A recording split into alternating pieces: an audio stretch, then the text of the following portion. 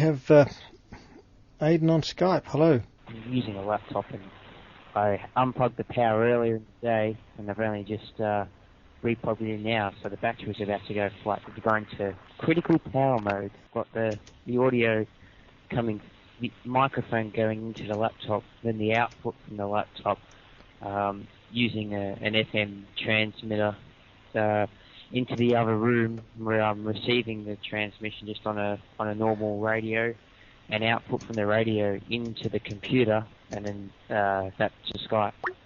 Oh dear, we have Mike on again, no doubt to tell me what to do. Good day, Dave. How are you? Not too bad. Thank you for accepting me on Skype. I've been trying to find Peter. Oh, I know. Hello to Aidan also. How's it going? Good day. You're loud and clear in East Doncaster through Dave's setup. Bit of noise on your line there, Aidan. Yes, well, as I said, because I'm just using a very low power transmitter, it's not quite making the distance. And also the frequencies that you can choose from are all very close to other stations. Oh, so you're talking into the computer via a wireless link? Yes. And that's a bit noisy. Okay, well that explains that. No doubt you've got it set up as well as you can at the moment. Okay. Yeah, well, I hope to improve it. I'm told that if you actually... These transmitters can actually be plugged into the power input of the cigarette lighter, basically, of the car. They're meant to go about two inches. Yeah, so if you get you can get a converter that goes from the cigarette lighter thing into just the mains power, and my friend's done it. He's got exactly the same as mine, and he could actually reach 3 houses with just that little thing. Oh, that's pretty good. So once I get that, I should be crystal clear. Yes, so you were a busy man last week. Oh yes, had to go out. I was out in the city actually. Yeah, pretty much. A couple more weeks to go. So yeah, then we're on holidays, and I'll be able to get some time to do a few projects. Oh, great.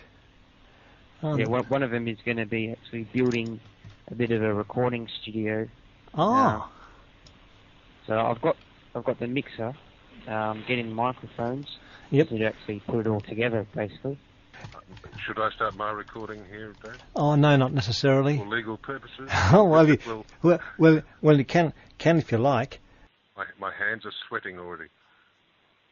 From the Science Museum, Swanston Street, Melbourne, this is VK3BWI with the Sunday morning news broadcast for radio amateurs and shortwave listeners. Yes, Dave, I think we've got the point. Yes. Your engineer this morning is John Lancaster. Yeah. And don't give my surname. No, I won't. That up. That's why I stopped it there. So I'll move it on past there. No. That's the last tape, because I've got another tape here that I can send you. I've got about six of your broadcasts. Oh well. On full track tape. On full track. Yep. The quality, as you can imagine, is the one with Aidan, in 30 years' time, this could be you. This is the one with Whitlam's speech. And I don't know if Aidan's heard Where the hell did you get them? I thought I led a pointless life. This is the Sunday morning broadcast on VK3BWI. We now present a repeat of the opening of the Remembrance Day contest by the Prime Minister, introduced by Yep. WIA Federal President. Last few days, I could topple over at any minute, and it would be all your fault. Oh yeah. Well, it's but you've proved your point. That is the tape. Yeah, and but you've also totally stolen my thunder from this AGFA C60 tape. Yep. I was going to play. So you've got no hope of getting Tony's old stuff. No, I'm only going to play Whitlem. That's not. There's only a little bit of you on this. Then the rest is Whitlem. Yeah. Well, come to think of it, would probably prefer me, but this is VK3BWA. I sound more like Malcolm Fraser than Gough Whitlem. You do, but for those people who never heard Whitlem on thing, we'll play Whitlem. This only goes for about 2 minutes. This is David Wardlaw, VK3W, Federal President of the Wireless Institute of Australia. It gives me great pleasure to introduce the Honourable E.G. Whitlem, QC MP, Prime Minister of Australia. I am honoured by your Institute's kind invitation to declare open your 1975 Remembrance Day contest. It is right that we should remember the amateur radio operators who laid down their lives for Australia during 2 world wars. This occasion has taught me a little more about your useful and remarkable hobby. Perhaps the word hobby is a misnomer for such a varied leisure activity. Your contacts as radio operators are truly worldwide. As amateurs, you have been experimenting for many years with your own satellites and communicating with other amateurs as far afield as Africa and Japan. With the next generation of amateur satellites, you will be able to contact your friends much further afield in the USA and elsewhere. In these days of developing communications, Australians can pick up their telephones and have discussions with people around the globe at any time. But the process is expensive. It is surprising indeed that you in your shacks can talk at almost no cost with old friends and make new ones anywhere in the world. You are truly private ambassadors for Australia, and I have no doubt that the worldwide network of amateur radio communications makes a valuable contribution to international understanding. I commend your work in providing communications with stricken areas and your ability to move into action quickly when a natural emergency arises. My colleague Senator Bishop, the Postmaster General, assures me that every possible facility is given to amateurs involved in emergency traffic. I hope the use of amateur satellites for communications in emergencies will be more fully exploited. At present, you have training schemes for your members, particularly in youth radio clubs, but I hope you will try to widen your educational programs and bring knowledge and experience of your exciting work to the widest possible audience. Young people today, with their natural interest in scientific knowledge and advancement, would want to know more of your work and how they may participate in it. I have much pleasure in declaring open the Wireless Institute of Australia's 1975 Remembrance Day contest. Spoken G. Whitlem, authorised. That was the Prime Minister's address for the opening of last month's Remembrance Day contest. Hey, Aidan? Aidan? Yep. Who was that snotty-sounding kid that said that at the last bit? Not Gough, but the really the grossly sort of snobby accent guy. Who was he, do you think? I'm led to believe it was you. I deny it entirely. What happens is Dave has this incredible processing system. Makes it all just to embarrass you. Well, you should actually hear some of my old radio stuff. The 2 metres down because I'm getting some feedback. Right. Can you hear me okay? Oh, you're coming through beautifully. Oh, that's okay. Right. Yes, I haven't been up for a while on Skype, so I thought I'd give it a go and see what was happening. Yeah, it seems to be working okay. Oh, that's okay. Who else have we got here? With It's all right, you just keep talking, I'm just listening for a yeah. minute. Now, Just ask Dave, where the heck did you dig that tape from? Because I thought I had the one and only copy in the world. You said you put onto acetate disc or something, huh? actually, that's a recording of the Sunday morning broadcast. Did cut an acetate tape disc of it. Why did you cut a disc of it? I just to preserve my dulcet tones when I was 17 or something? Or? Now, what really amazes me is that in my what's left of my mind, thought that was 74, but it's clearly 75, which makes the tape even more remarkable. Yeah, that's right. So obviously you've been doing an archive search as well in your archives. I just worry. I'll have to bolt the doors because obviously you're coming in here and stealing all my little cassettes. Either more than 3, was it DH? That's correct, yes. Gosh, that takes me back.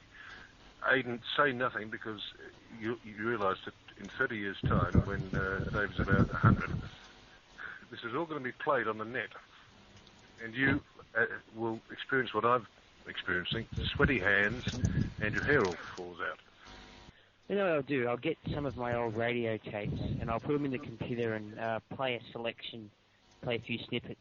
Aidan, don't do it because Dave records it all. He's can't say anything. Everything is taken down and can be used against you. It's so easy now on computer. You've got a few. I'm not the only ones with these, so doesn't really matter to me. They're in the public domain.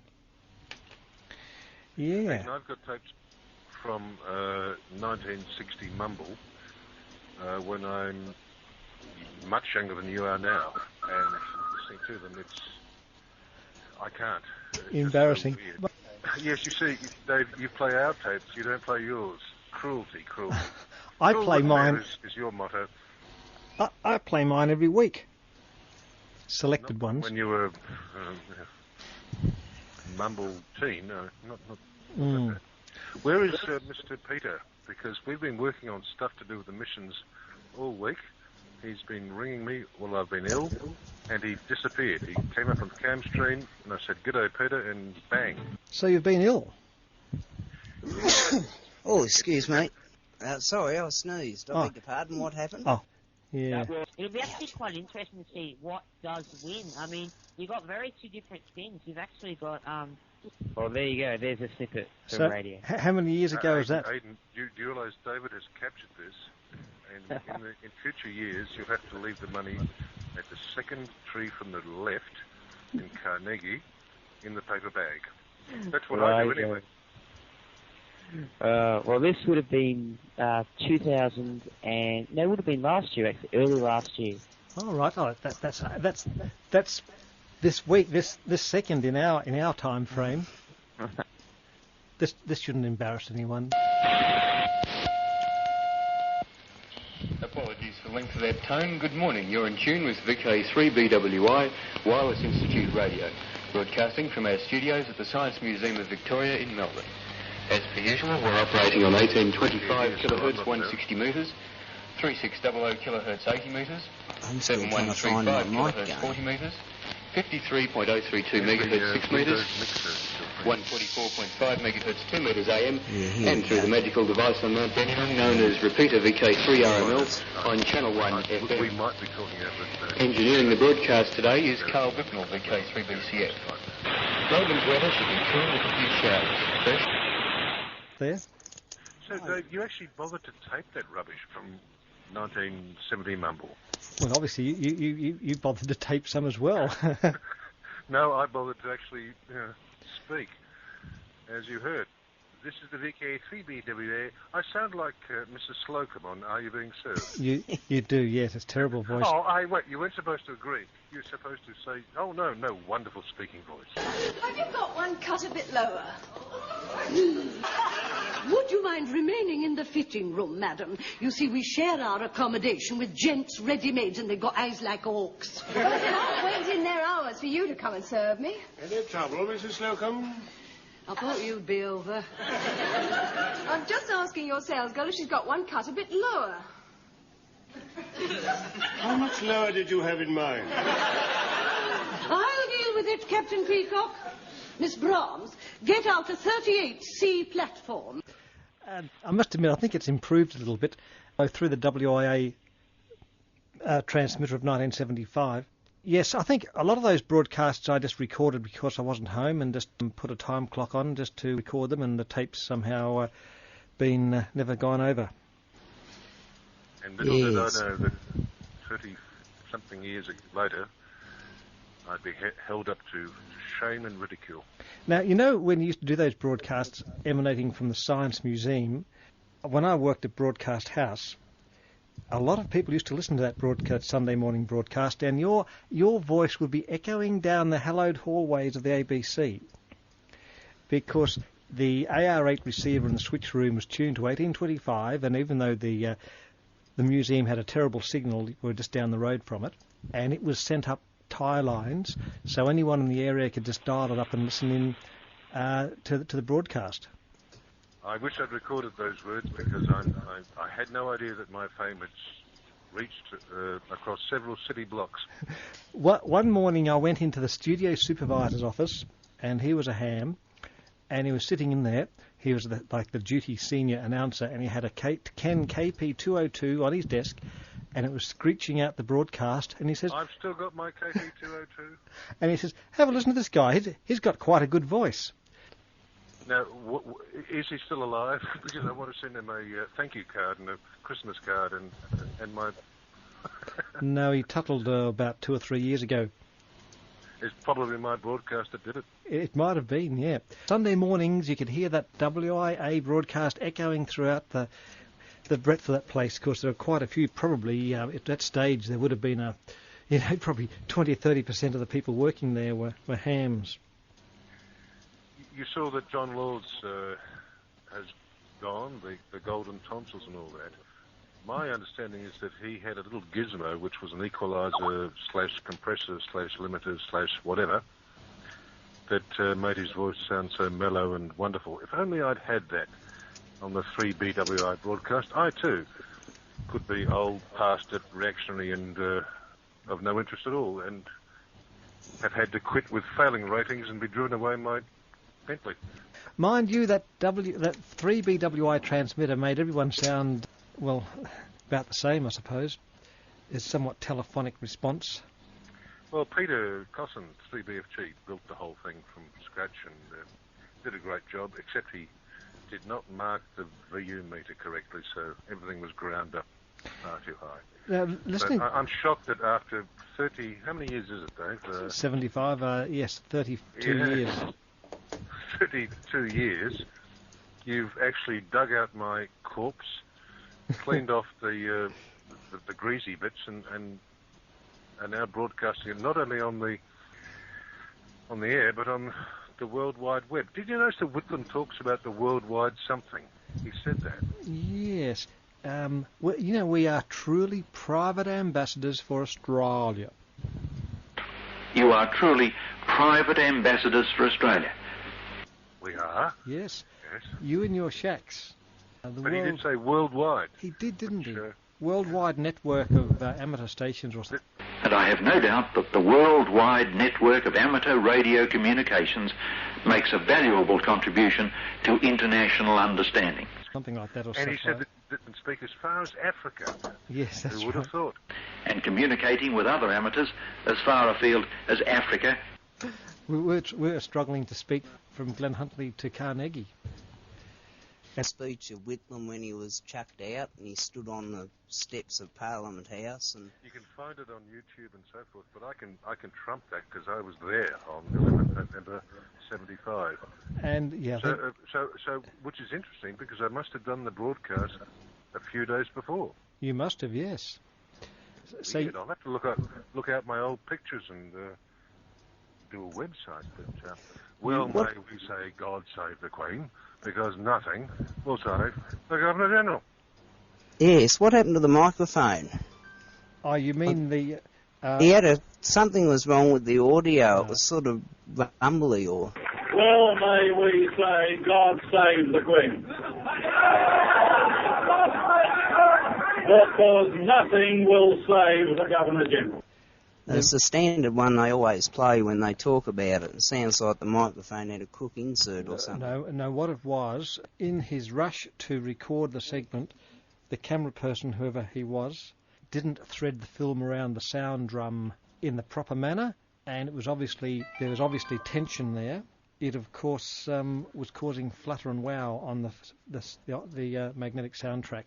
But surely, Dave, there were a dozen people recording that. Sometimes in documentaries you do in fact get they can dub off a radio version onto the television soundtrack. I mean, they're just being lazy if they play the original news version, but there are versions with proper sound that have been lifted from elsewhere, and there are obviously other cameras there as well.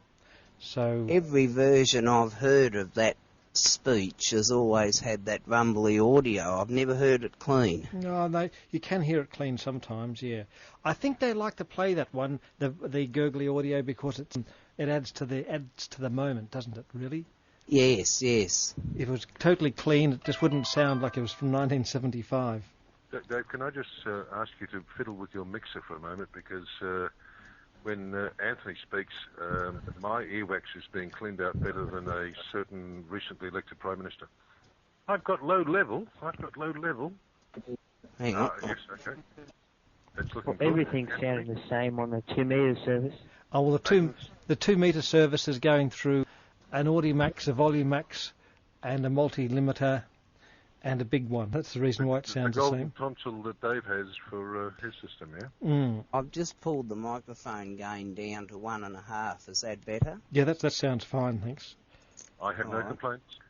What's happened to Peter? Because in the background, Peter and I have been working on this thing to sabotage you, Dave, which, given what you've done to me tonight, is kind of cute, with with a project, but he's disappeared. Well, he's a busy man on the job today, obviously, Mr. Peter, who isn't that far away from Anthony, but he's not on tonight. He must be, because he recommended a restaurant named after Miss Marple up in somewhere at Bayswater Road, Boronia Road, somewhere. So right, okay. He's it way brings up the back distance. fond memories. Oh, this is him here. Okay, I'm going to go through the whole thing and do the conference. So we're going to have 57 people on the conference call. So just I stand spent by. half my life in Miss Marple's. Ah. I took the Polish girl there every Sunday. Ah. But that's another story. Mike, I wonder if you know Uncle Trevor. He was VK3 Tango Juliet Lima. He's a silent key now, but he was a broadcast engineer at 3DB. Alas, it's way out of my field. Dave might know him, but I'm sorry, no, I don't know. Oh, okay. I thought with your connections in radio, he used to... My connection in radio? I did the broadcast in 1975. Gosh, fame and honour and incredible amounts of money flowed from that, didn't they, Dave? They certainly did, yes. You could have been another John Laws. I'm sorry to be sarcastic, Anthony. I've never been in the radio industry at all. Oh, okay. Yes, he was with 3DB for many years and knew Clem Dimsey, Bert Bryant and all those famous people at 3DB. And rumour has it that he recorded an interview with Elizabeth Taylor, you know, the film actress. And when Uncle Trevor passed away, Auntie Thelma gave me, there's probably 200 10-inch and 12-inch and 15-inch reel-to-reel tapes here that I'm still going through. And Dave, when I find it, it'll be most interesting. I was just waiting for the entire site to go down while Dave zoomed across to your place, Anthony. He keeps digging out people with old tapes. Do you notice that? Yes, well, what's his name? Chris AML, he's after him as well. Yes, there could be some long-lost records of 3DB. Who knows? Oh, I'm sure there are some very interesting air checks from people of past ages. You never know what's on them, so yes, before you throw them out, have a listen through. Bert Bryant takes me back. He was the race caller, was he not? Yep. Yes, that's right. He did the races at 3DB. And we'll send correct weight down the line. Yes. Well, Anthony, you don't sound old enough to understand any of this, but I know Dave is, and poor Aidan must be thinking, what the hell are these old people talking about? Uncle Trevor used to do the feed from Moonee Valley back to 3DB in Flinders Street. And he'd be the one that had organised the transmitter and they used to send it down the phone line, I think. They had a telephone 600 ohm link from 3DB out to the racecourse at Moonee Valley, and Trevor would go, 5, 4, 3, 2, run, and then next minute you'd hear Bert Bryant come on racing, and they're off. Well, Dave could correct us, and by the way, hello, Peter, you've come back. Dave could correct me, certainly, because he's a very, I was going to say old, I think senior is a better word. Didn't they used to do that stuff via HF radio back in 19 Mumble? He's cleared out. I wouldn't blame him after all the abuse I've held on him. Did you hear that stuff with me at 17? I mean, that's a bit cruel. I'm an old man now, and he drags up my ancient history. I wonder if I can sue. Probably can. I can try anyway. But we have someone who is actually born in, within the last 100 years, which is young Aidan, who... Aidan, say something to wake up the old people.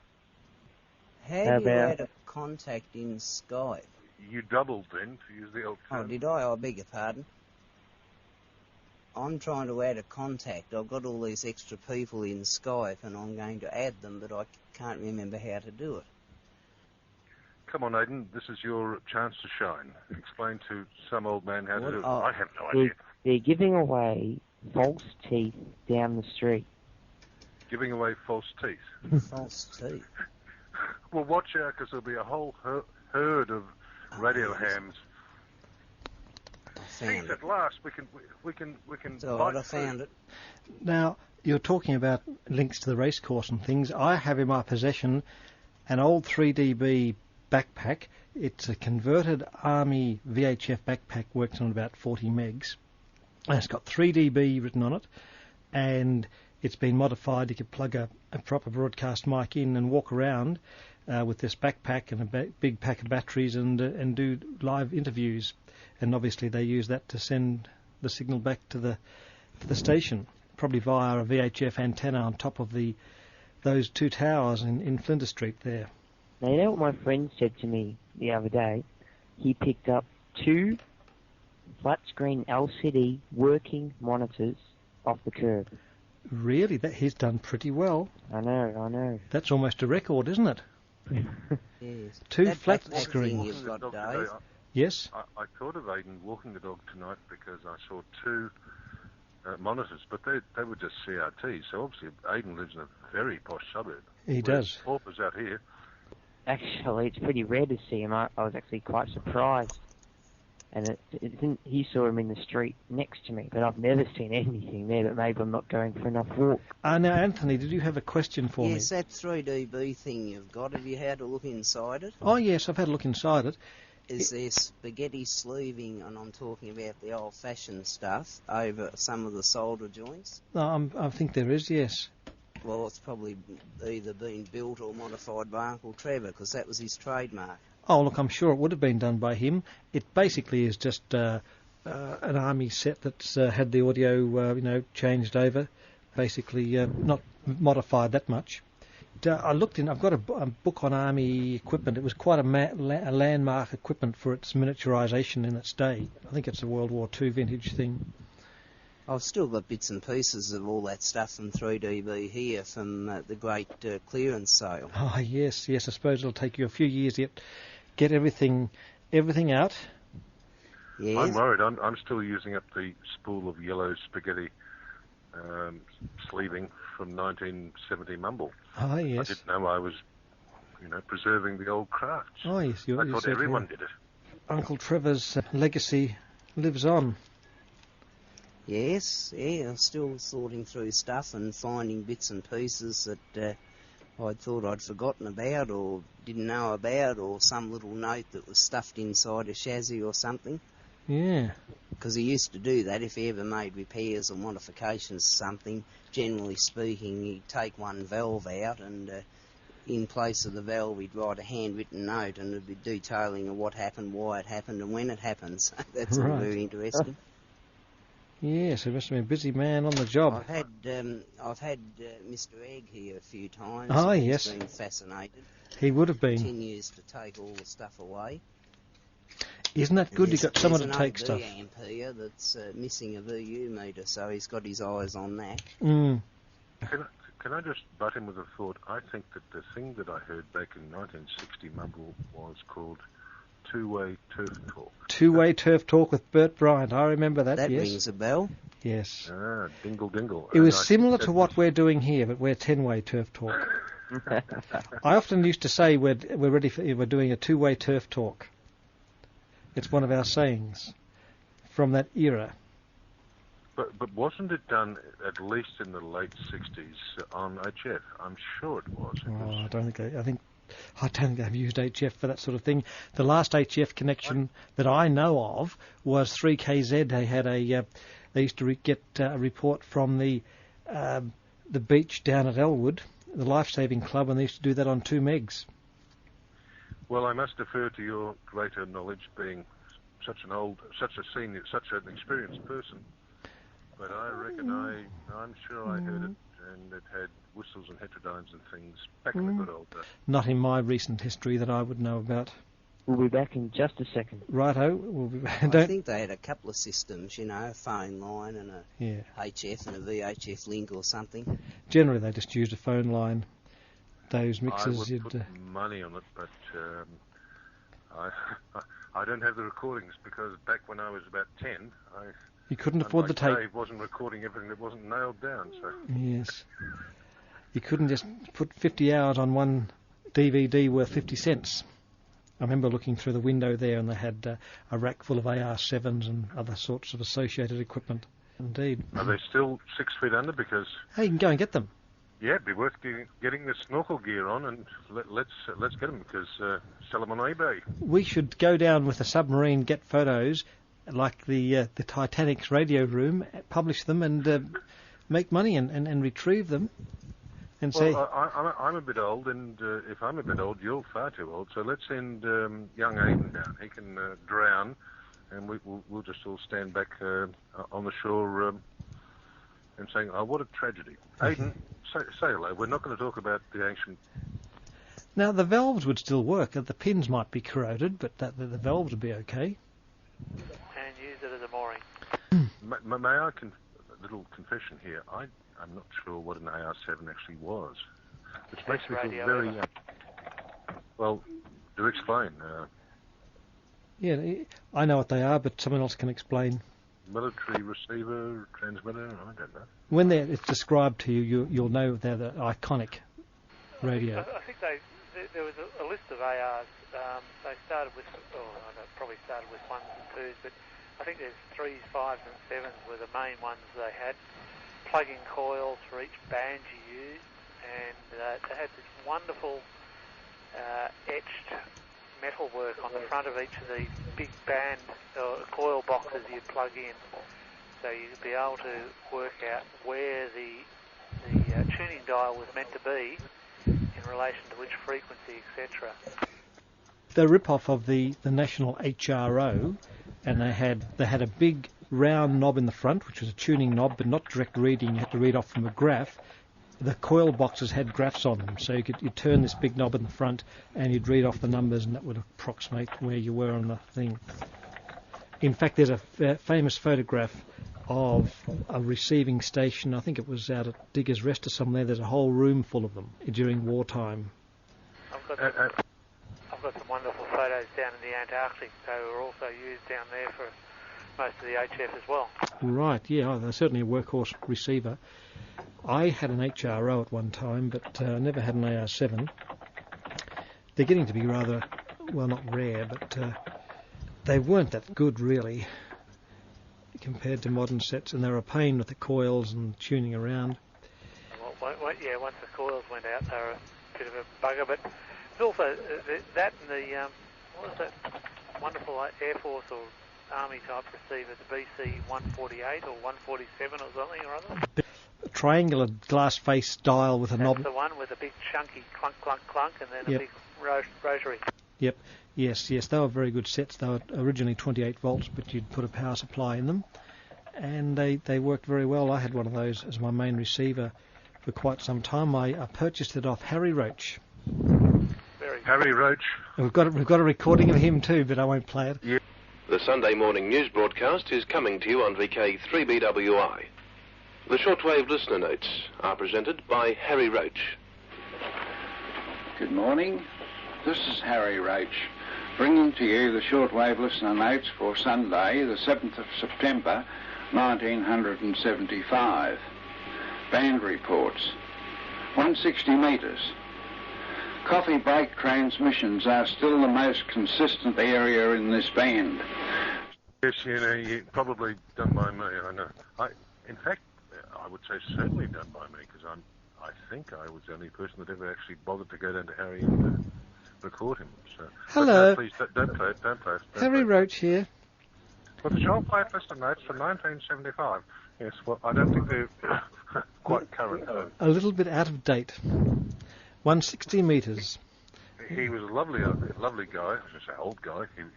He's about your age. Thank you.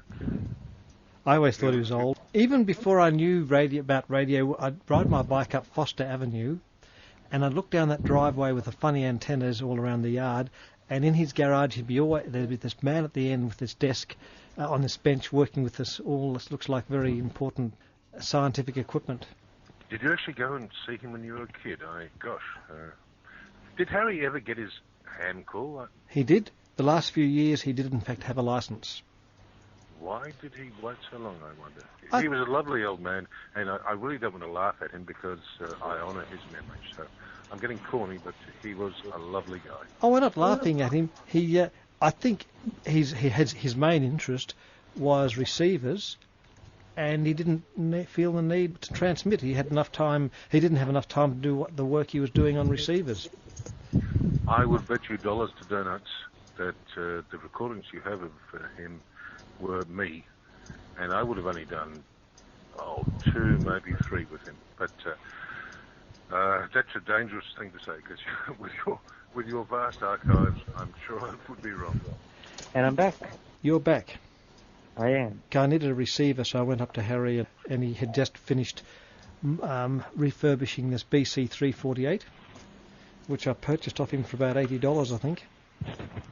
He'd made a nice little power supply with an 80 valve. Just think how much it would be worth on eBay today. Yeah, about $10. That recording you heard would have been made off that receiver. Which recording? Recordings of the WIA broadcast. Oh, with that little snotty kid. Yeah, yeah, okay. Whoever he was. Yeah. May I just quickly ask, where the hell is Peter? Because we've done all this stuff. He's still online.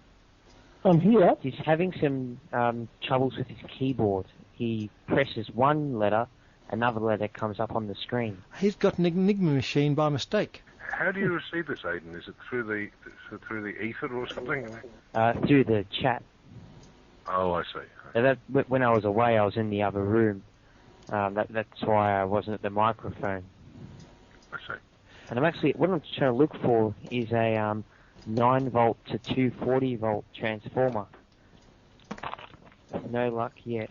I've just been having a bit of a look, but I'll probably have a better look tomorrow. Well, perhaps you could try a 240 to 9-volt and put it around the other way. Just.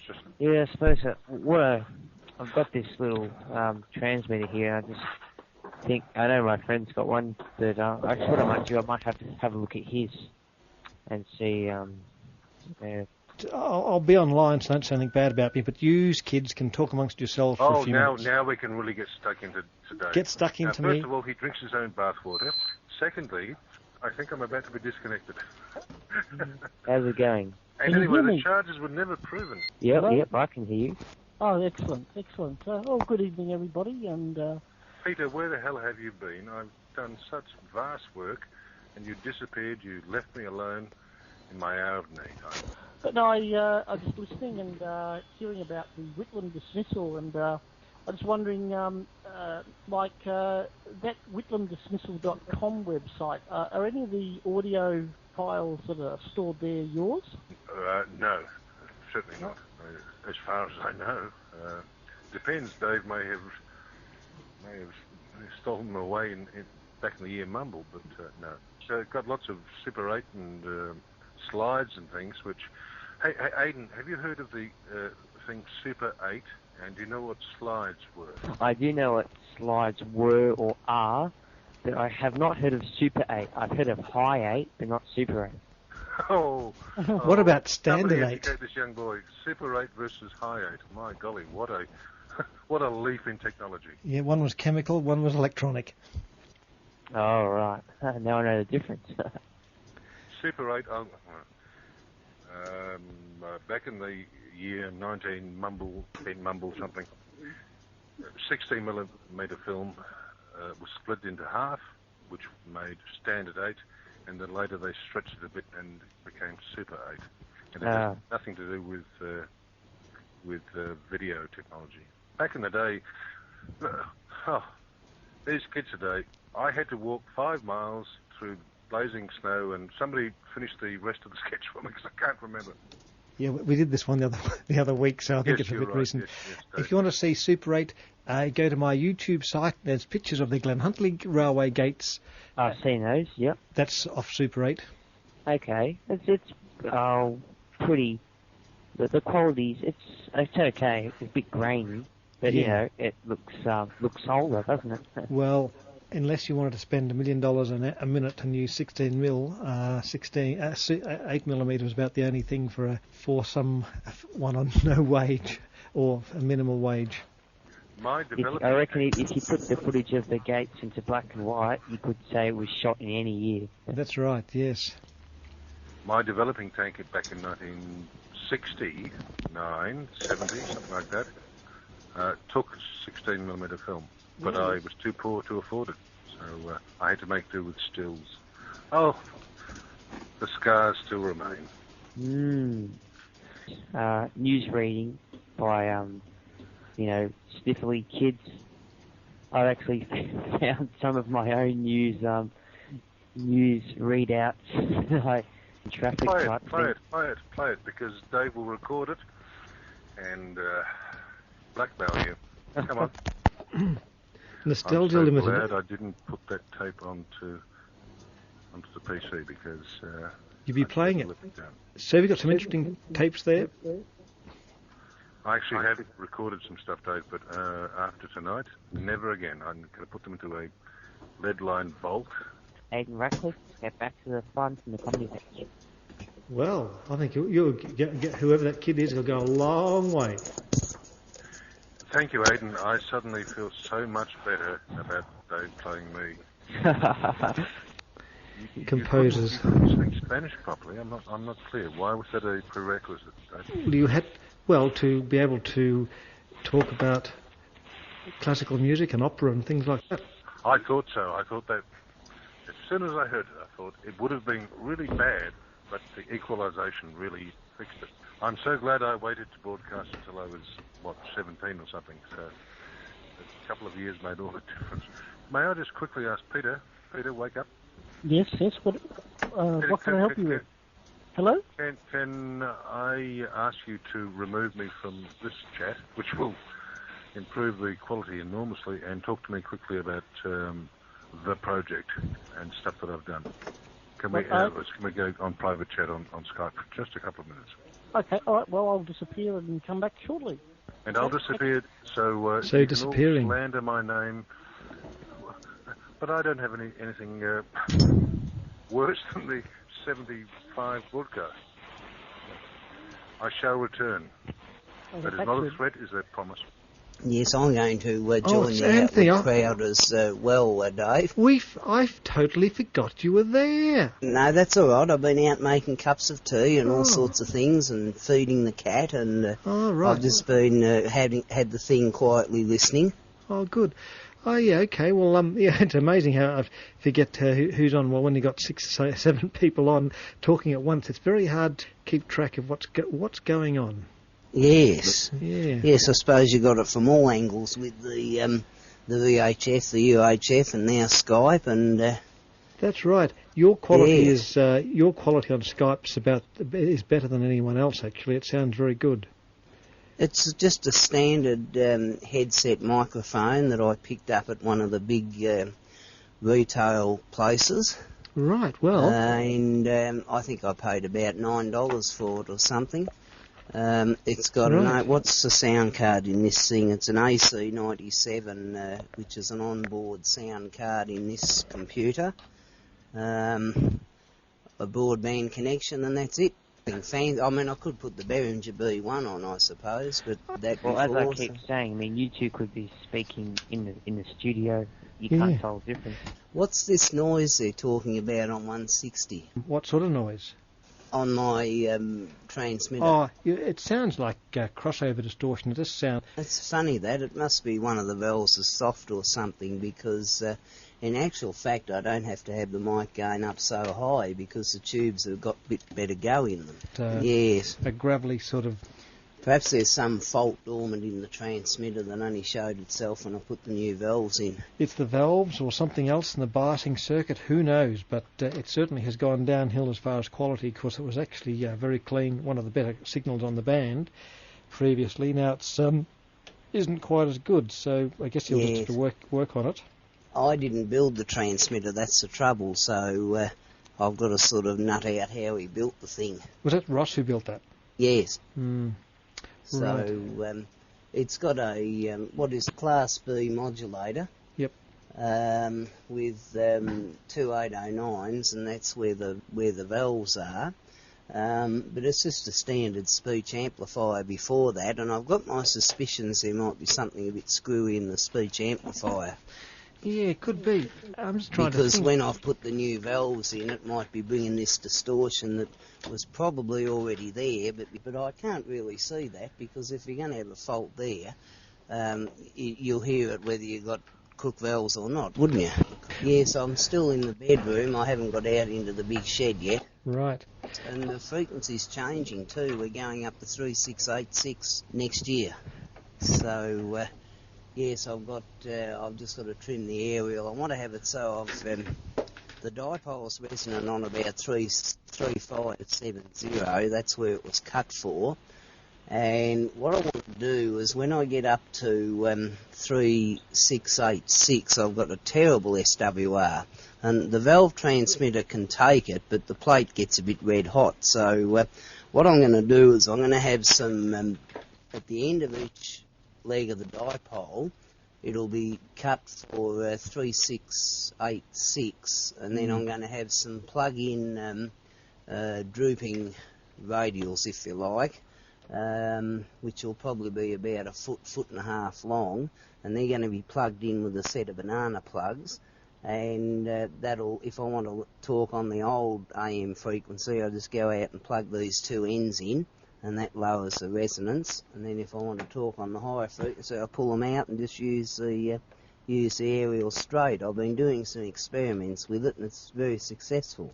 Oh, good. Yeah, I gave it away about 9:15 because I had a couple of things to do with, see, Mum in hospital again. I've got washing to do and all sorts of things and housework, and if I don't do it, it doesn't get done. Before I had to go out and get the cat because it was scratching on the window trying to get in. It could hear me talking. Yeah. So, anyway, Dave, I'm going to give it away. I've got some things to do, but I will be listening on the probably 80 metres. You got 80 metres yeah, running it's up and tonight? running. It's a bit erratic. Yes, I'll have running. a listen. I haven't listened on 80 for a while, so I'll keep pottering around and okay, we'll say Anthony, morning for now. We'll look after yourself. We'll let you get back to the housework and everything.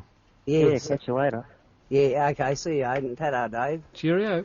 So there we are. Now, next G, yeah, the old phone is pretty wrecked anyhow. The buttons are all stuffed and it's hard to do text. The buttons would just jam and everything. How's your mixer going, by the way? Oh, it's going. Not very well. Thinking of getting replacing it? Well, I might get a Behringer. The thing is, it's built into the desk. It's a big job to pull it out. It's sort of a lot of woodwork and stuff. So what I might do is get a Behringer and use that for the more complex stuff, and just feed the outputs into this mixer. Just that a lot of the faders are gone bad and you can't get new ones anymore. I suppose I could try and modify it and just put pots in there or something, but it's not a very good mixer. It looks impressive, but I suppose it's fairly old. Well, that's what I would suggest. Getting a Behringer, even just a cheaper thing. I've got a Yamaha, which is cheaper. Actually, the model I've got is better than the Behringer equivalent. Right. So just depends. But if you just get something simple that does the job, generally good enough. Yeah, that's right. It does get quite complex here because you've got to send mixed minuses to people and things like that. You really need a mixer with, I reckon, at least 4 auxiliaries per channel, and your equalisation on a whole lot, so output as well.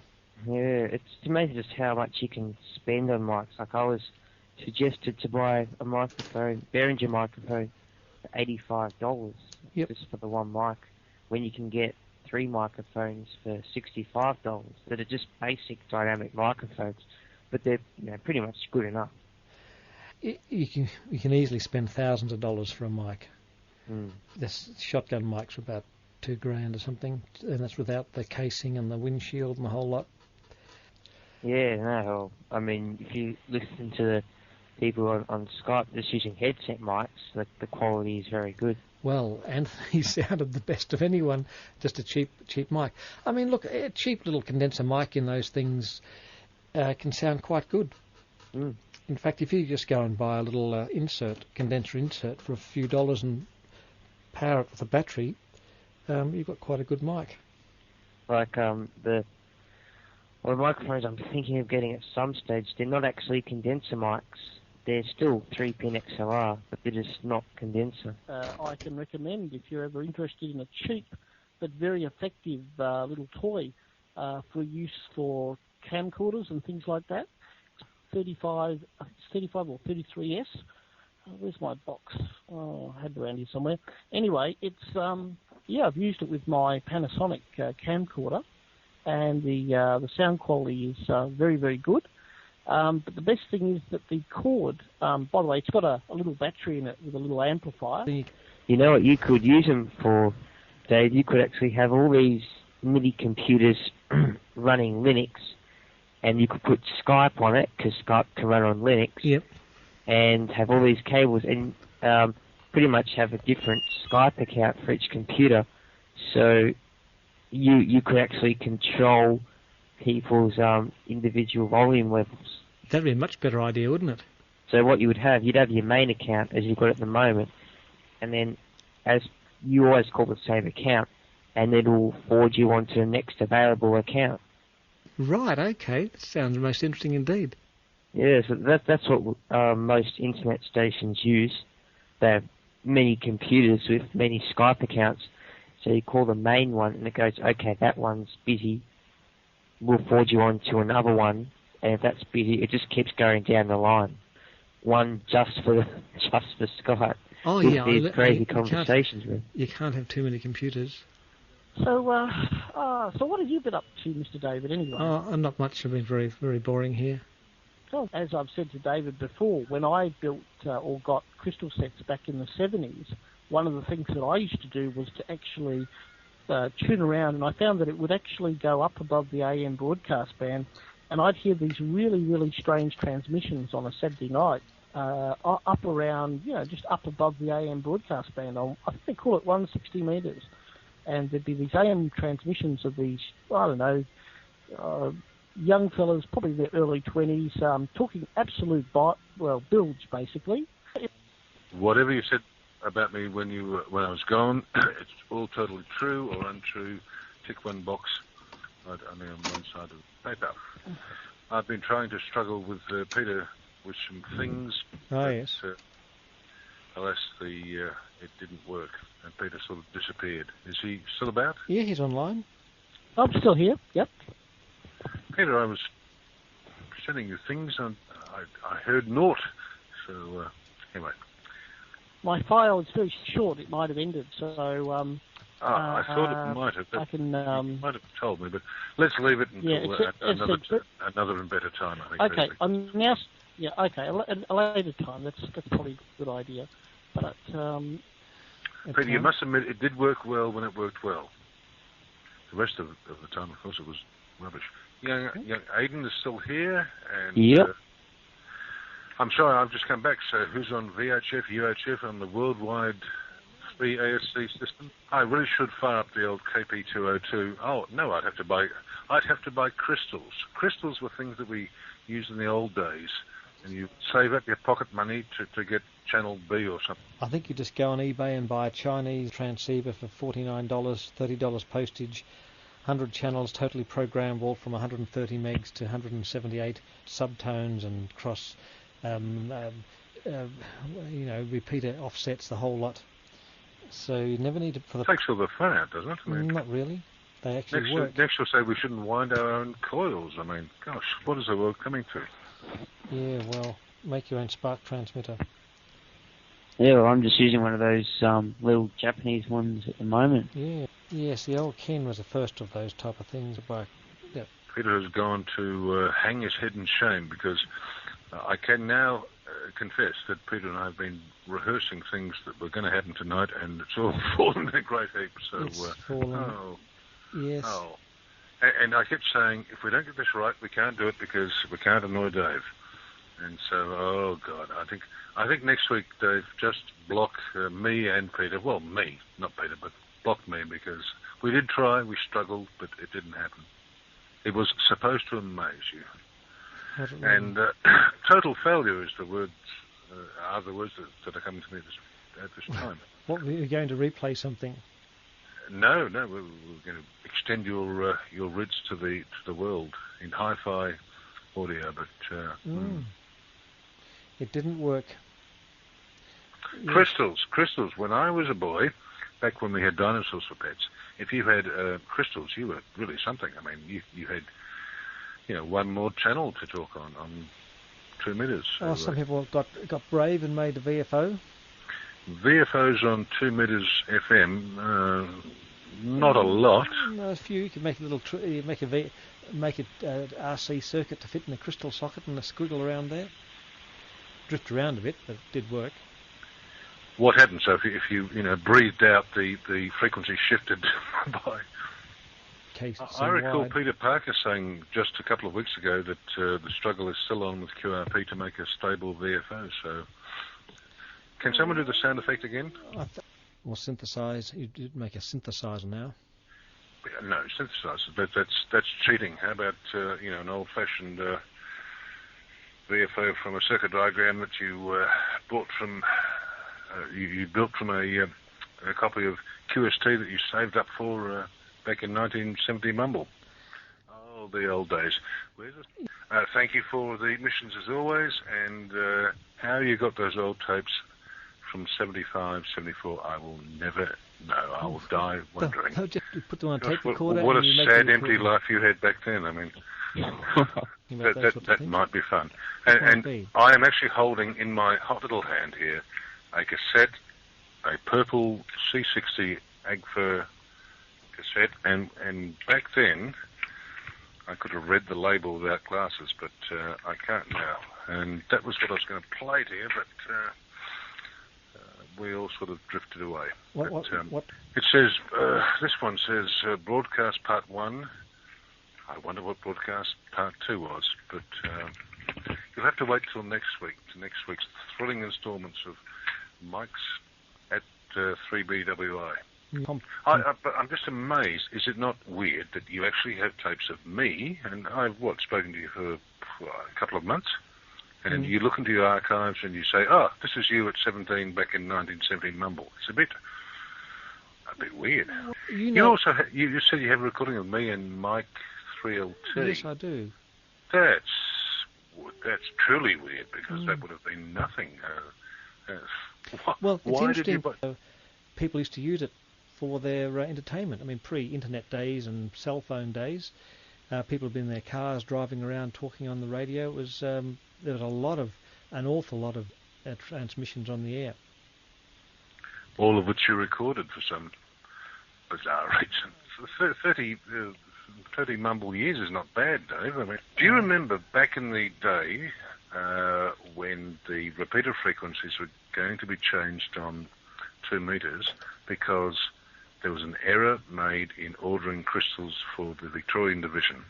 Because channel A, B, C were just a bit off. They were 147.mumble, 146.mumble, and they were going to change the frequency of the 2 meter repeater, 3RML, in which I had my first legal contact. Well, it's a true story. It's back in about 76, I would guess.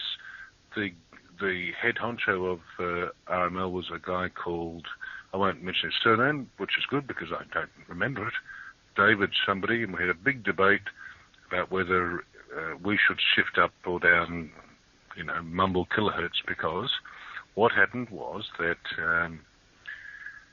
the Victorian repeaters were off by whatever kilohertz because somebody had got the math wrong.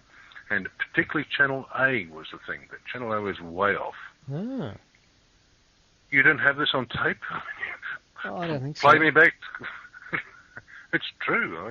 Absolutely true. So. Well, I have tapes here, as you know. God, do I have tapes. I mean, you're like the NSA of Melbourne, but I have tapes going back to Mumble. I think you've killed me on the Gough Whitlem thing. I think you've won there. You've got a few treats to come with Tony. Oh, yes. Peter's back. Yeah, I'm back. You would like those Tony tapes if he can get those. I know. That all the rest can be burned, but the Tony stuff, for reasons which are obvious, they're gold. But there's also other stuff. Any of me would be interesting. any of you will be blackmail material. But you weren't about, were you? Yeah, I started in 19, let's see, 19, I thought it was going to be 18, but yes. Yeah, 73 or 4 I was on 160. Okay, go and get a bank loan because you might be there. It could be you, as Tommy Hanlon said. It could be you, Mrs. Rona Britton of Downshire Road, Elsternwick. Or it could be you. And now here is your master of surprises, Tommy Hanlon Jr. Whatever you do, don't turn that dial, and hello all the country stations now, because we got a good show for you today, and some lady or gentleman out there is going to have a chance to find the Riverland orange with 30 pounds in it. Mercy! And today it could be you, Mrs. June Thomas of Norway Avenue in Blackburn. Where's June Thomas? Connie has 15 children. Clandestine, not Candlestein. Little pet peeve there. I do have the tape right in my hand, a cassette, I should say, of Skylab falling to Earth in 1970 Mumble. Oh, that's boring. But somehow it just doesn't count.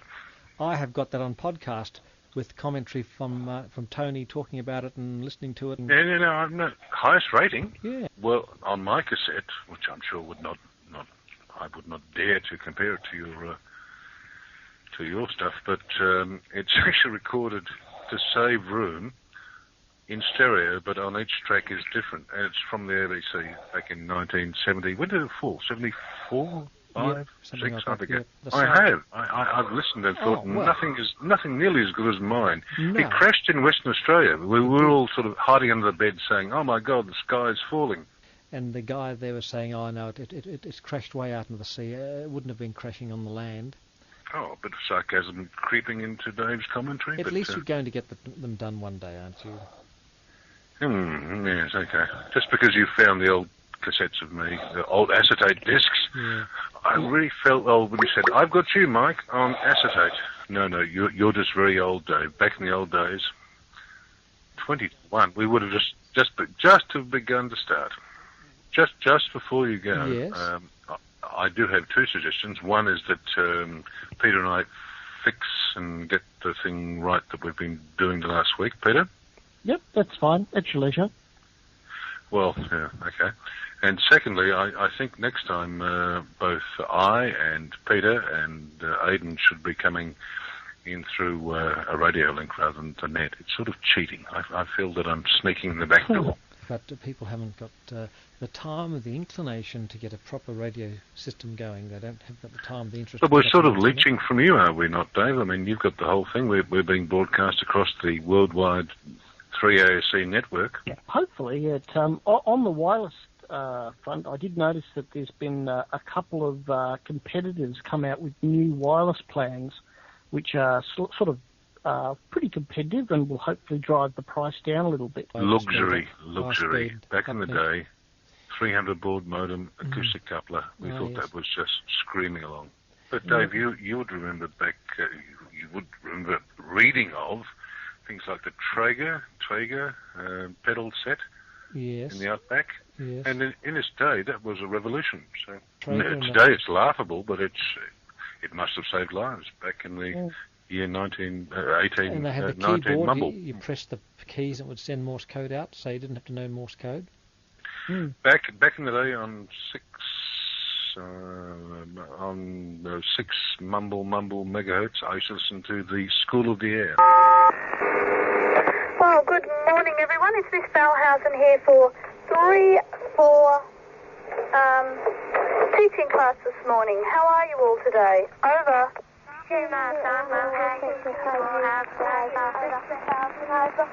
Oh, it's great to have so many chirpy people along today on a bit of a dull, overcast day, but it has been raining, which is great. We'll run through the roll first of all and just find out who's... Thank you very much, Luke. Good morning, Wendy. Here is a huge hippopotamus hopping happily, hop, hop, hop. Gee, can somebody tell me a H word in that one? Is that you, William? No, mate. Go over. Oh, thanks for that, William, for telling me who it was. Go ahead. Stopped using HF fairly recently. How recently? I think there's Matter still of a couple of years. Yep, that's right. Is that right? As recently as that? That's Yep. amazing. Yep. I used to listen to the kids singing, and it was really weird because the kids would cheerfully hit the button, and this is like, single sideband. It wasn't really great quality, and the kids cheerfully sang away. It was, I wish I'd recorded that stuff, Dave. I don't think I've got that on tape. That's right, V, blah, blah, yeah. Shall we go on? Before they went over to sideband, they were on AM, obviously. Hang on. In the intermediate period, the outstations were on sideband, but the main station was on AM, and the kids would all sing in unison on sideband to be mixed through on the different channels, a bit like this. They had 3 or 4 channels, and it would come back out on the main AM channel. And you have that on tape somewhere. Oh, yes. Sir, we salute you. We just bow before you and worship you as a god. That's amazing. The early 1990s, when doing outback trips, I'd have my Codan radio on 5300 for rad phone calls from Wyndham or Derby, Western Australia, and you had rad phone calls going about 24 hours a day on 5300 from Western Australia, and on 5300 from Cairns you had School of the Air. So you'd be listening to these 2 programs. You'd have School of the Air and the telephone calls going on. Everyone probably could hear both, but because it was single sideband, it didn't sort of interfere that much. That's a fairly, when you think about it, fairly antiquated system, but it used to work okay. David, what's these days on HF in terms of utility traffic? Is there anything interesting to listen to of that ilk? Not now. The coast stations are closed down, and there's very little outback traffic. Aircraft are still on HF, bit 8867, 5643. You'll hear long-haul aircraft. Yes, most people have gone over to sat phone or satellite or something like that. There isn't a great deal. 15 years ago, you could tune across, you'd hear quite a bit of stuff. Country police still have HF. You see they've got HF whips on their cars. I don't know. I thought the police stuff was now all encrypted. 204 in pursuit. Yes, we're heading through the Mentone Shopping Centre towards the Plain Highway. Through the Mentone Shopping Centre towards the Plain Highway at present. Tower 216 Keys, right, head that way in case you decamps on foot. He's in the rear of the Mentone Shopping Centre at the Ford. My apologies, Valley. Into Florence Street, Mentone. We'll left into Plummer Road. Coming down Plummer Road towards Beach Road. Any unit in Beach Road, Frankston 407. Sandringham 206, we're at Sandringham heading south along Beach Road in case. We're in Plummer Road, still heading back towards Sharman Road. He's rammed it! Unit, he's rammed Mentone 204. You got a unit coming up Beach Road. Yeah, we're in Plummer Road now. Roger, it's a 1970 Valiant sedan, Brown Valiant sedan. Only in the Melbourne metropolitan area. I see. Country police are still on VHF or UHF FM unencrypted. Back in the day, I'm looking across. No, I can't see it. I've got a receiver which I would cheerfully tune into the local traffic in South Yarra. Now, they had codes which... no, too long to... I just want to say that about the School of the Air, I went to Alice Springs when I was about 15, something like that. So in the time when I'm... No, it's before. I'm younger. I'm 12, 13, something like that. Oh, yes. And visited the School of the Air, and there was some big deal because the Queen had been there and had spoken to the kids. So the Queen used to always go to the School of the Air. The Pope went to the School of the Air too. Did he? Which Pope? Oh, the one that came out here 20 years ago. Pope Mumble. Yeah, that's right. They used to like getting on the School of the Air. High ratings. See, you've been there, I gather, Dave. It was not very impressive. It was just a little tiny room, and the mitters were nothing much, and sort of not much happening. Back in 1970 Mumble. That's like a... I went to the Catherine one. They've got like a proper little production booth and all that sort of thing. Catherine? Is that Catherine Gorge? Am I... it's near Catherine Gorge, yeah. I wonder why that isn't recording. Remember, people, Dave is recording all of this, and in 30 years' time, We'll all be embarrassed. Yes, I think Catherine's gone. I think they've stopped using HF. Yeah, I just went there this year actually. Oh, right. They use satellite internet now. Yeah, 2 or 3 years ago they were still using HF, which is probably. I mean, the HF worked pretty darn well. I mean, the 5 megs and 8 megs used to get out pretty well. If you pedalled hard enough, I guess. So I suppose the School of the Air is no longer. In fact, even 10 years ago, the Victorian Education Department had a external services thing, and you used to be able to tune in. There was people on HF talking back to their teachers, people in remote areas of Tasmania and New South Wales, Victoria. Do you remember VL2UV? You want me to play that one again, do you? VL2UV. Yes, please add that to the list, yes. Okay. I think that's a unanimous. Aidan, come on, make it unanimous. We all want it. Oh, yeah, whatever. I used to listen to that when I was back in Landsfield many years ago. Okay. So I've got 2 postgrad degrees from UNSW now. And I've actually been to the campus at Kensington and actually seen where the transmitter would have been up on the main building. Do you know there was a transmitter on the RMIT building as well? They had their own remote HF broadcast service. Really? I didn't realise that. Yep, there was a studio and a little transmitter, well, quite a big transmitter booth there. I think it was around about 6 megs, and used to have correspondence talks, courses run for people in country areas in Victoria and Tasmania. There were 2 towers up on the building there. In a similar vein, do you recall the, I don't know what it was called, but they had a, radio for the print disabled on shortwave in New Zealand for a while? Don't think I've heard that one. What frequency about? Oh, they used to be on a couple of different frequencies, mainly down below 5 megs from memory. Oh, right, okay. Remember, I think you know that I was born in a certain country. I'm not naming names, but do you have an affiliation with 2 islands across to the right of us? So that's where I get my golden voice from, of course. The golden voice. Do you like sheep a lot?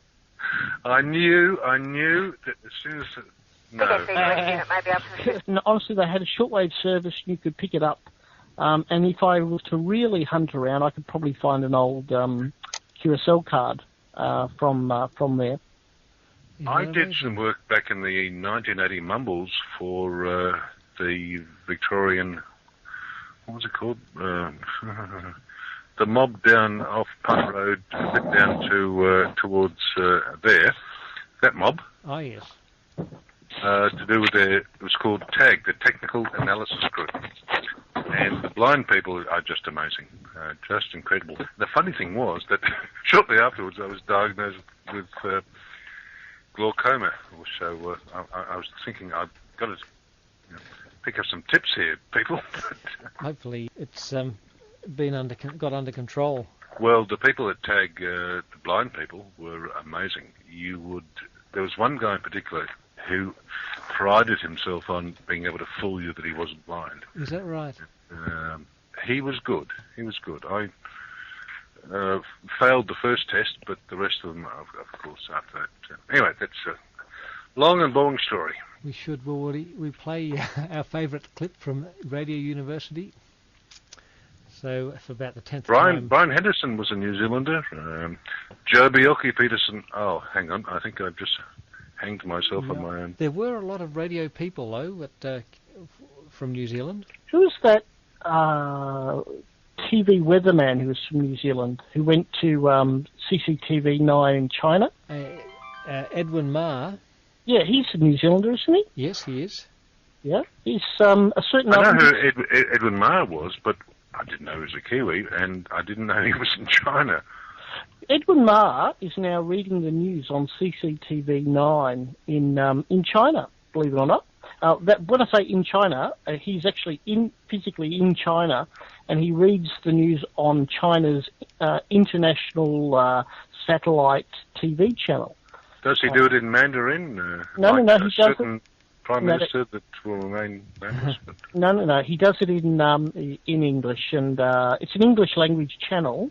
And they hired it. What happened was to kind of improve the professionalism, etc., of the channel, they went out and hired a whole lot of expats, including Mr. Ma himself. Yes. I believe that adding New Zealanders to any chat session is going to improve it vastly. Am I right, Dave? Or am I going to get the boot right now? You might get the boot right now.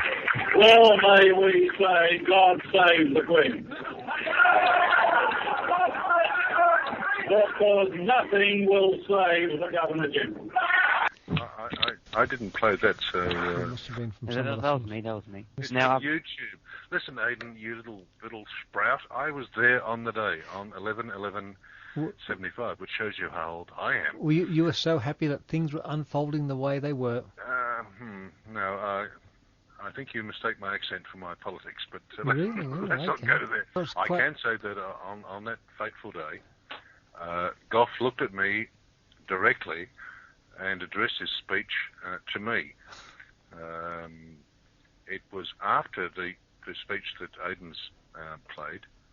He came out into a tiny little courtyard and spoke to about, 50 people. And I just looked and thought, why the hell are you doing this, mate? Go and do what you have to do. So, and by the way, I didn't put a cent in the bucket. And so that's why, to this day, children, Gough Whitlem has never sent me a Christmas card. So you were standing, looking up at the steps as he was talking, those famous words. Yes, and in fact, I looked at some YouTube stuff trying to see myself. So do you think I'm there somewhere. My mum told me that she saw me. Some Oh my steps God, looking I just realised, Dave, you'll be combing it looking for me. Yes, but thank God, you don't know what I look like. How can I find out what you look like? You will. You'll find out. Yes, I'll get a terrible shock when you don't know what people look like and that you've been listening to them for a while. I think didn't we talk about momentous times in life? What were you doing when X happened? And one of them, I thought, was when Gough was sacked, and I can go back to when Kennedy was shot, and Aidan would probably go back to when Britney Spears released her last album. Yeah, I was standing on the grassy knoll when Kennedy got shot. Yes, I was there. I actually had a dingo beside me, and I was in the book depository building. I'm just looking at your holiday snaps, Dave. Oh yes, which holiday? Most recent one. Oh right, okay. So did you fly there in the plane, did you? We met the person in the plane. We drove there and met them in the aeroplane. And where are these fly around. holiday snaps of which you speak? Are they hidden away somewhere? They're on Flickr, I think. Oh, Flickr. Yeah. People have been to such important world events. I was there. Oh, I've got the... Thank you, Aidan. A-E-D-E-N. That spelling has to be wrong, but... I saw Mr. Gough. I was 18 years old. I've said the story before about how Bob Hawke was sitting behind me in the plane. My mum gave me a first-class flight. Good on you, Mum. She's not real sort of like living at the moment, but weird. And Bob Hawke pinched my book called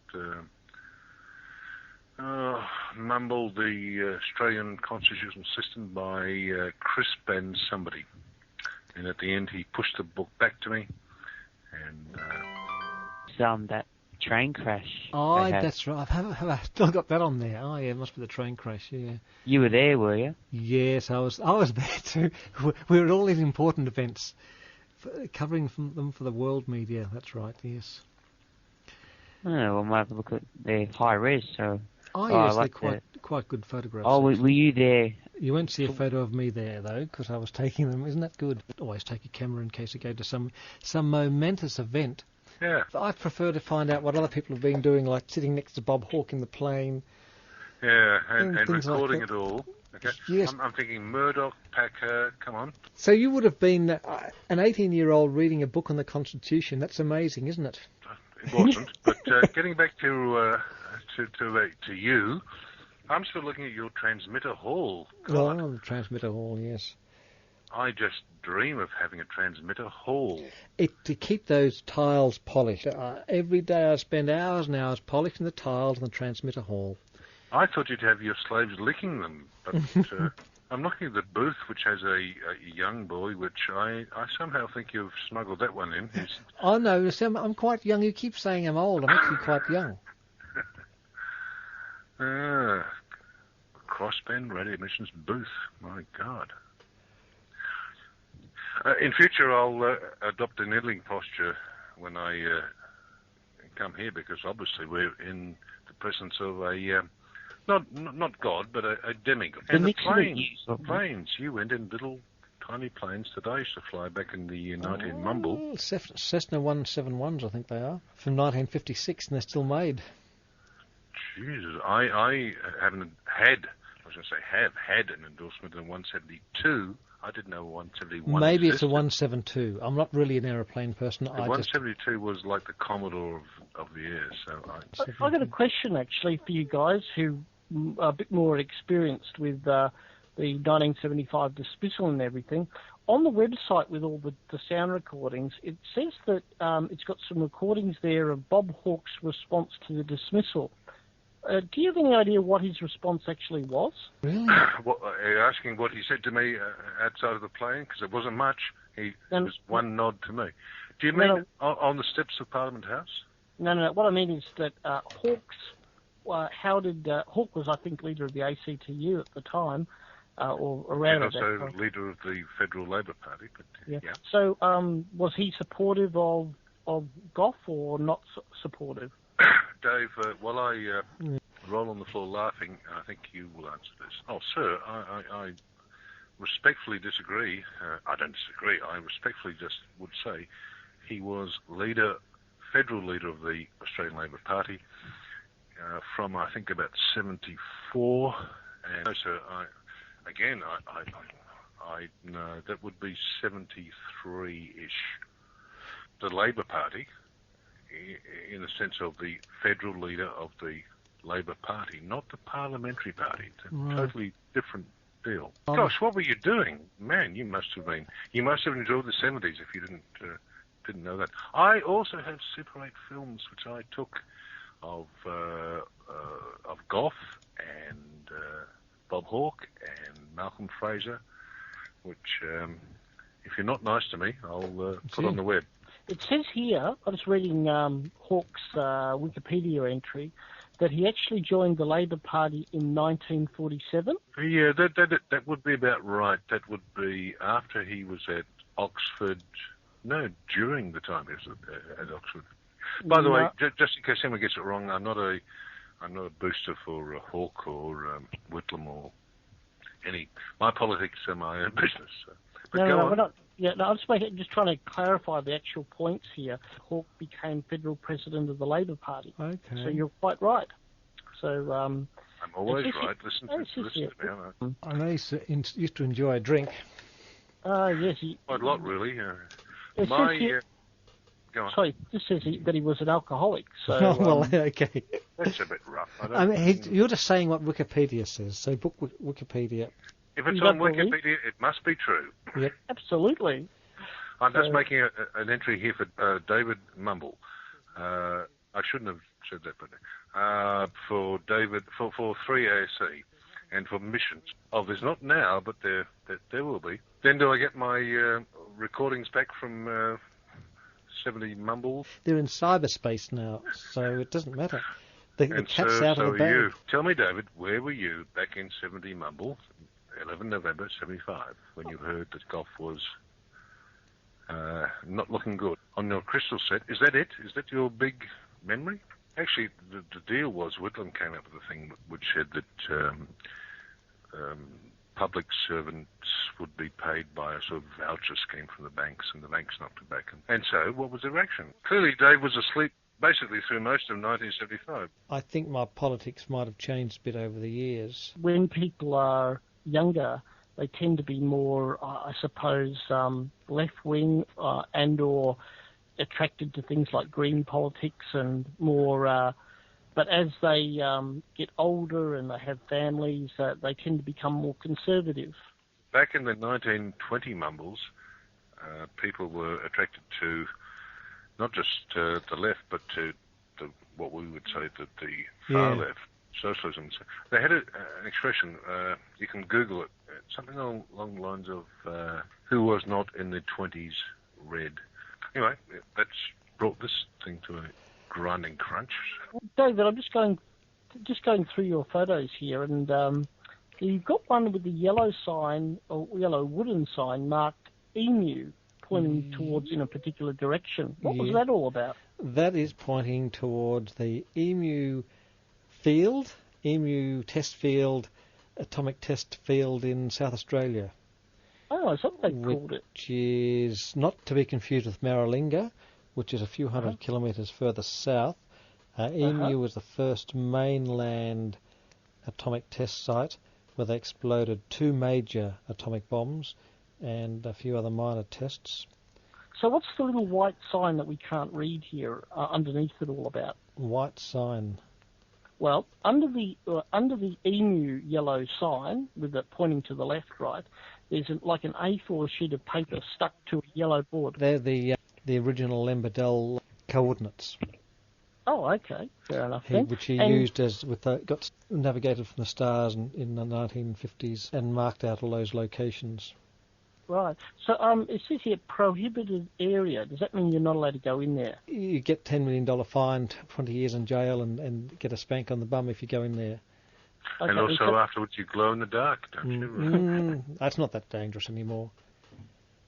Oh, okay. You can. It's easy enough to get. It's easy enough to get a permit to go in there. You just write a letter in a few weeks beforehand, state that you wish to travel through, and there's usually no problem. I too am looking through the... Sorry, Peter, go on. Sorry, no, I was going to say... No, I'll let you talk first, because I just found another photo I wanted to ask about. So go on first, Mike. No, I was going to ask about VHFOB. VH being the aircraft call sign thing, compared to CFVK. FOB is a 172. Were you with a group of guys, or did you charter it? Or? You've been to EMU before, but anyway...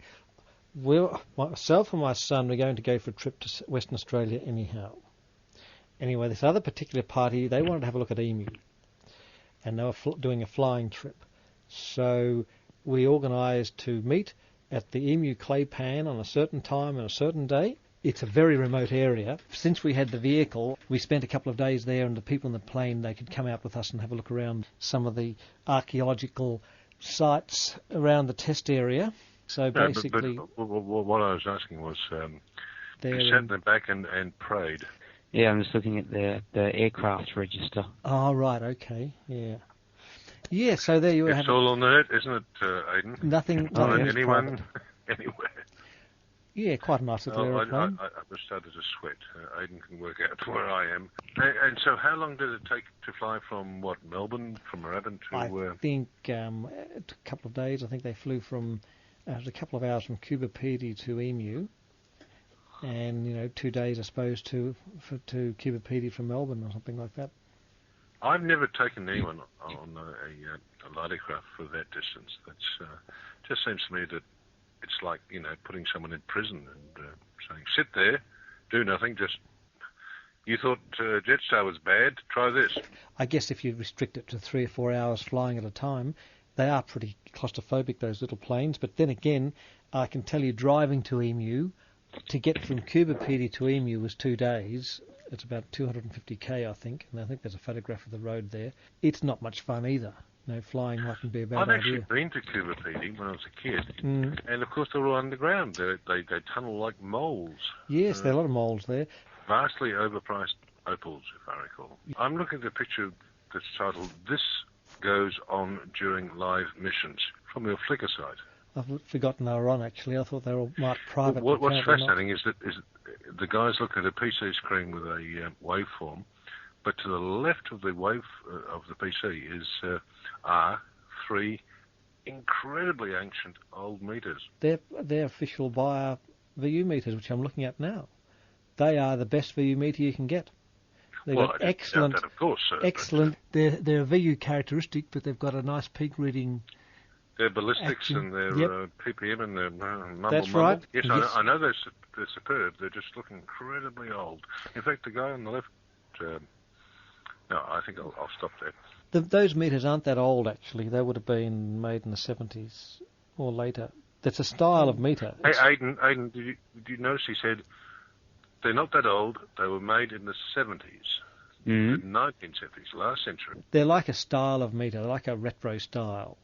In fact, you can probably still buy them. Where? I remember seeing a British site, that makes retro-style mixing desks, and they're full of meters like that. What I want before I die is to have a mixing desk and meters and more meters, because you're not a real ham unless you have lots of meters. What do they read? Left and right record, a mono mix, and the audio max out, those 4 meters on the panel there. Then I've got off-air 160, off-air 2 meters, and off-air 80, and all the auxiliaries and things. So you can never have too many VU meters. Too many is not enough. Those little aeroplanes, they don't need much space to land and take off. Oh, Just they do come when down. I'm flying them, but we should organise a mobile missions with. I can see it now with Dave clinging on to the wing. To the right wing, and Peter on the left wing, all screaming, saying, "Let me off! Let me off!" Shem has come back from the grave. Well, you said that they do, and I just bow before you. I'm not worthy, but I don't think that actually there are any AM transmitters in Melbourne running 15k. But well, name one. So when you say 9 kilohertz, that's AM, so there'd be 4.5 kilohertz on each sideband, wouldn't there, Dave? No, I mean 9 kilohertz audio, 18 kilohertz total bandwidth. Oh, so that's quite wide. Yeah. I have done that, and 3LO is loud and everything's 100%, and good old 3AR, not RN. Sounds it's very still nice. 3AR to me. Yep, 3AR. And I don't think 3LO is 3LO for a long time. But, you're quite right. But I don't believe that they're doing anything like 18k. But, sir, you are a god. We worship you as a god, so you must know. I've been working on a website with audio clips from AM stations and spectrograms in the from AM last stations. 20 years, Dave. I mean, No. Recently, I must admit, previously the stations used to sounded better than they do now, but if you have the right receivers, quite easy to recover 12 or 13 kc of audio response from some stations at fairly low distortion. Isn't the best receiver just a crystal set? I mean, no, because you get bias distortion on the detector. Oh, okay. With Tony's famous infinite impedance detector, which, as we know, is the best thing since because of I could bat that back and forth, but I won't. Yes. So you say that Melbourne broadcast stations are broadcasting 18 kilohertz. They're 18 kilohertz wide. They broadcast 9 kilohertz of audio, which means it's 18 kilohertz wide, that total bandwidth of the station. Okay, back to 9 kilohertz. I don't think the regulations actually stipulate they need to put a filter in, but some do. I think... Peter? Yep? Help me, because I'm going to say that Dave is wrong, and I'll probably disappear. Peter... tell me to say nothing and shut up. No, sorry, I wasn't trying to be smart. Oh, yes, I was, but I was not disagreeing with... I totally agree with Dave. Totally agree. Mike, actually, from memory, when I went over to Dave's place, he actually showed me some of these on the spectrograph, so I think he's pretty right there. I totally agree with Dave. Yep. And isn't that appalling? By the way. Dave, you mentioned Optimod processors, which 3MP here run like at, I think, the max settings, but to me it sounds great. I love compressed, equalized audio, and so does John Laws. I mean, to me, I haven't got a problem with it. Didn't we talk about John Laws? I mean, he really did run, the whole golden mic thing. He had a little thing, a box, which had an equalizer and compressor in it, and that made his voice sound, as though he had incredibly large, lower dangling things. And you can set the parameters for to make your voice sound the way you want it to sound like. Back in the day, before all this, AM would have been fairly wideband, would it not? In fact, I know this because I'm going back to the 70 Mummbles. Good old Peter Evans. And you listen to some of the sound files there, not recorded by me, but recorded by somebody else through an AM3. Peter, help me. I have no idea what AM3 is. When I got the tapes and played them back, I thought, hang on, these are studio recordings. These can't be off air, but they're definitely off air recordings. It goes to show it used to sound exceptionally good, and still can. I've forgotten his name, and I hope he's still alive. 3OM. Oh yes, he's still around. In fact, I spoke to him a few hours ago on the phone. Did you really? Well, tell him that his 75 S3C is, I was going to say well looked after. Perhaps not. It's in the garage somewhere. I've got some messages from one of our correspondents. Ron Fisher. Not Ron Fisher, but it says here, Magic 1278 goes to at least 12 kc if they're not running the Optimod. That's one message. Sorry. Peter, where does he get all these magic messages from? I think he's in league with the devil. 3OC, fine and mild. Here we are. It's not the emitters that's the problem. It's the audio. It's the audio processors. And what have we got here? But I actually like audio processing. I mean, beat me, whip me, make me feel cheap, but I like it in the booth. Well, I can say, and you can record this. Hit the record button. Yeah.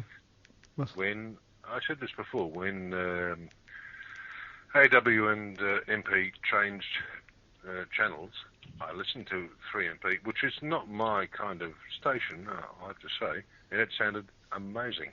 And I think it was the Optimod going at full pelt. And I was happy. Didn't listen to it, but do they clipping at RF or?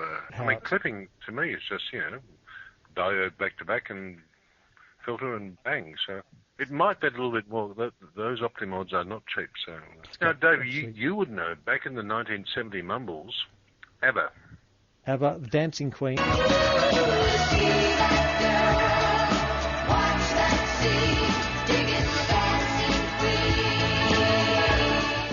Was that a comment or a term of abuse?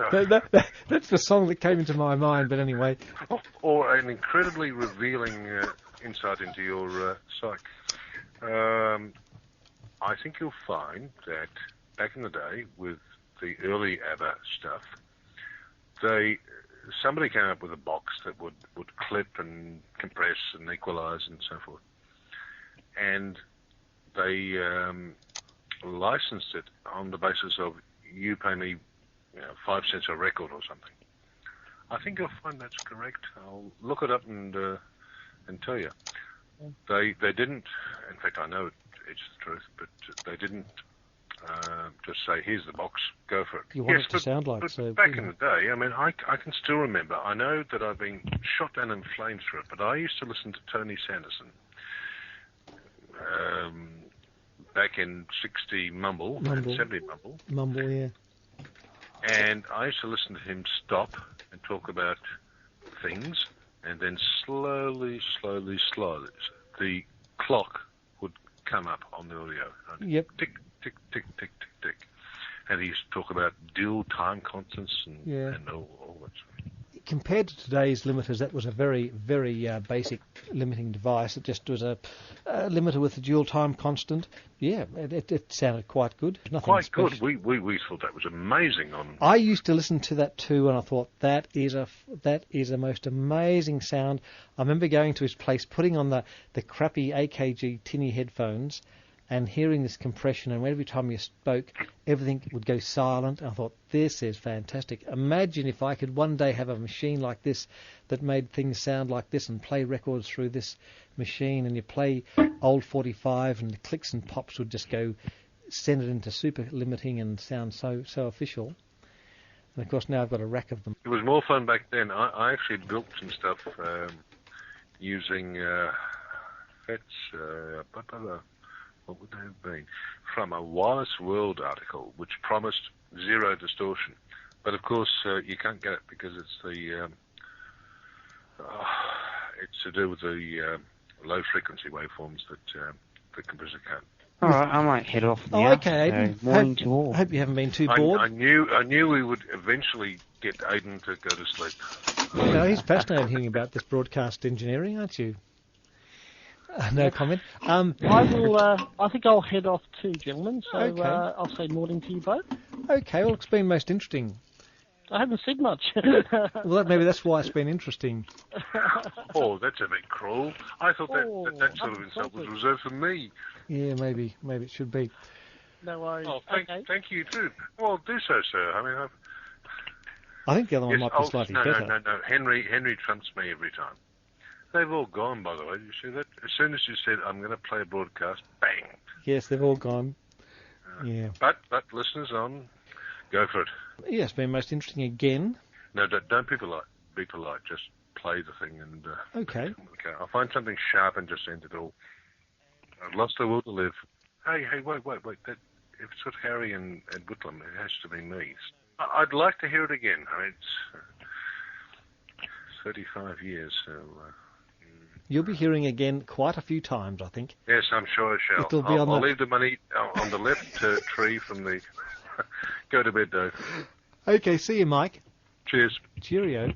We haven't had time to read excerpts from our radio, television and hobbies or anything like that. Oh, well. Thank God for that, but...